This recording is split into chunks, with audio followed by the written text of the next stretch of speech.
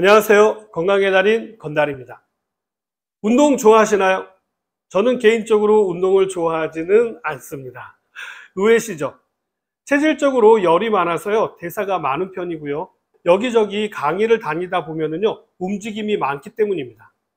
시청자 여러분께서는 어떤 운동을 좋아하시나요? 많은 분들이 걷기를 비롯한 수영이라든지 자전거 타기 등등 유산소 운동을 많이 하실 것 같은데요. 유산소 운동은 왜 해야 하나요? 막연하게 그냥 운동하면 건강해지는데 도움이 되니까 이렇게 생각하시고 운동을 하시는 분들이 많으실 텐데요. 왜 운동을 해야 하지? 걷기 운동이 어디에 좋은 거지?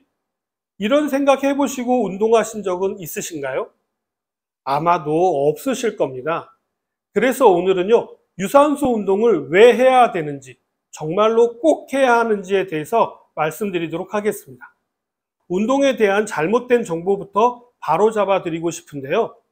운동하면 건강해질 거라는 것부터 짚고 넘어가겠습니다. 주변에도 운동하고 혈당이 떨어졌다, 혈압이 정상으로 돌아왔다, 뱃살이 빠졌다, 이런 이야기 많이 들어보셨죠? 이런 이야기는요, 주변뿐만 아니라 여러 매스컴을 통해서도 많이 들어오다 보니까 운동이 건강에 좋다라고 생각하실 수 있습니다만, 혹시 그 운동을 멈췄을 때는 어떻게 되는지에 대한 내용은 이야기하고 있지 않습니다. 이 부분에 대한 이야기는요, 나중에 제가 집중적으로 한번 다루어 보도록 하겠고요. 오늘은 유산소 운동을 왜 해야 되는지에 대해서 말씀드리도록 하겠습니다.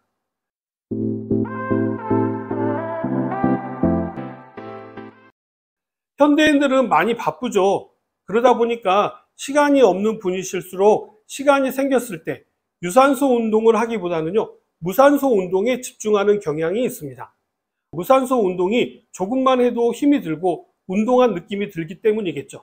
오래된 자료입니다만 2008년도 조사에 따르면요, 고강도의 유산소 운동을 하는 사람들은 10% 이상 감소한 반면에요, 주 2회 근력 운동을 하는 사람들은 약 20.9%에서 22.4%로 증가했다고 합니다. 근력 운동도 유산소 운동이 받쳐주지 않으면요, 그 효과가 절반밖에 되지 않기 때문에요, 근력 운동을 하더라도 유산소 운동과 병행하는 것이 중요합니다. 이러한 내용을 잘 모르시고 무산소 운동에만 집중을 하신다거나 왜 하는지도 모르고 그냥 워밍업 정도로 생각하시고 유산소 운동으로 러닝머신을 습관적으로 하시는 분들이 대부분이시죠. 유산소 운동만으로도 운동 효과는요, 충분히 나타납니다. 미국 버몬트 대학에서 연구한 결과인데요. 1만 4천 명을 대상으로 수십 년에 걸쳐 연구를 진행을 했는데요.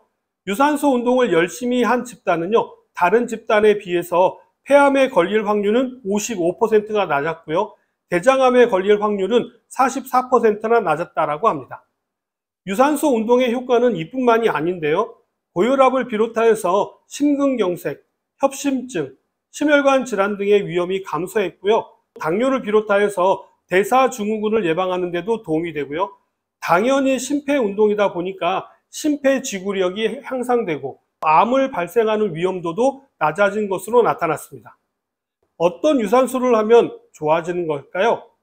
유산소 운동의 대표적인 운동이 바로 걷기와 달리기인데요.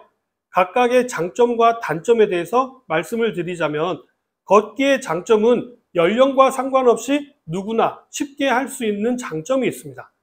그래서 그런지요, 주변에서도 걷기 운동을 많이들 하시더라고요. 저도 여러 번 강조한 운동이기도 합니다. 다른 운동에 비해서는 부상의 위험이 적다라는 것도 큰 장점이 됩니다. 건강에 좋으라고 하던 운동이기 때문에요, 크게 다친다면 아니함만 못한 결과가 나타나기 때문이겠죠. 꾸준히 하시게 되면은요, 혈액순환에 도움이 되어서 심혈관 질환을 예방하는 효과가 뛰어나고요. 특히 당뇨가 있으신 분들의 경우에는요, 식후 걷기 운동은 혈당을 조절하는데 아주 큰 도움이 됩니다. 단점으로는 걷기 운동은 운동 강도가 낮고 유산소 운동이지만 심폐지구력을 향상시키려면 최대 심박수에 도달할 정도가 되어야 하는데요. 걷기 운동으로는 최대 심박수에 도달하기가 어렵다라고 하는 한계가 있죠. 달리기의 장점은 무엇이 있을까요? 달리기는요, 심폐지구력 향상에 이보다 좋은 운동이 없다 할 정도로 아주 큰 도움이 되고요. 척추의 자세 교정 효과가 뛰어나고 좋은 콜레스테롤로 알려져 있는 HDL 콜레스테롤 수치를 높이는 데도 도움이 됩니다.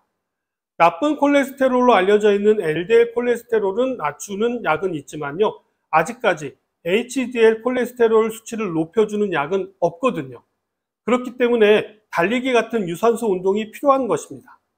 최근에는 단순 콜레스테롤 수치보다는 HDL 콜레스테롤 수치에 대한 비율이 중요하다고 알려지면서요, 콜레스테롤 수치가 높더라도요, HDL 수치가 높다면 문제가 될 것이 없다라고 알려져 있습니다. 그렇기 때문에요, 단순 콜레스테롤 수치에 집착하기보다는요, HDL 수치를 높이는 데 힘을 쓰는 것이 건강에는 도움이 됩니다. 콜레스테롤 수치를 낮추는 약인 스타틴 계열의 약물은요, 부작용이 많이 나타나게 되면서요, 여러 이야기가 돌고 있죠. 저도 개인적으로는요, 콜레스테롤 억제 약은 안 드시는 것이 좋다라고 생각합니다. 물론 처방된 약에 대한 부분은요, 담당 의사와 충분히 상담을 하신 후에 결정하셔야 할 사항입니다. 달리기의 단점으로는요, 부상의 위험이 있다라는 것인데요. 달리는 것이다 보니까 당연히 발목이나 무릎 부상이 있을 수가 있고요. 달리다가 넘어지게 되면요, 팔을 비롯하여서 다양한 부위에 골절도 있을 수가 있다라는 단점이 있습니다. 이렇듯 각각의 장점과 단점이 있는데요.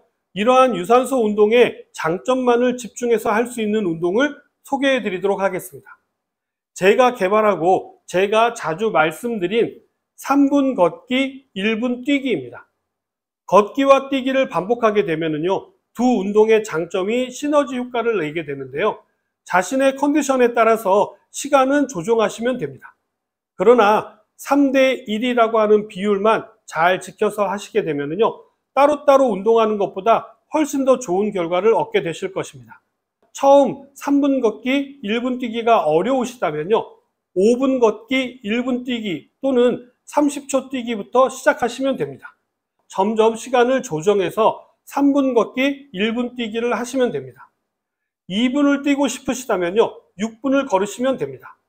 조금 더 강도를 높이시려면요, 뛰는 시간만 늘리시기보다는요, 걷기 속도를 높여서 약간 숨이 가쁠 정도로 빠른 걷기를 하시면 됩니다. 뛰기를 연속해서 3분 이상 하셨다면요, 빠른 걸음으로 9분을 하시면 됩니다. 이런 식으로 자신에게 맞는 페이스를 만들고요, 점진적으로 시간을 늘려가시면요, 극대의 효과를 누리실 수 있으실 겁니다. 이러한 유산소 운동은 얼마나 해야 하는 것이 좋을까요? 저는 개인적으로 일주일에 2번 정도면 충분하다라고 생각합니다.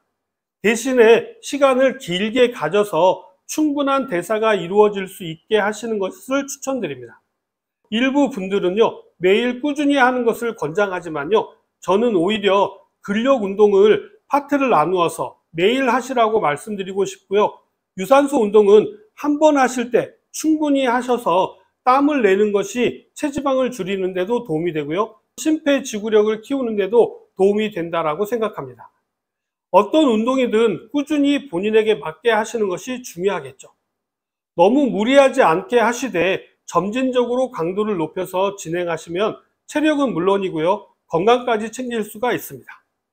오늘은 유산소 운동 중에서도 걷기와 달리기에 대해서 말씀을 드렸는데요. 유산소 운동을 왜, 어떻게 하는 것이 좋은지에 대해서도 한 번쯤은 생각해 보시고요. 오늘부터 유산소 운동을 시작하는 것은 어떠실까요? 그럼 저는 다음 시간에 더 좋은 내용을 가지고 다시 찾아뵙도록 하겠습니다. 감사합니다.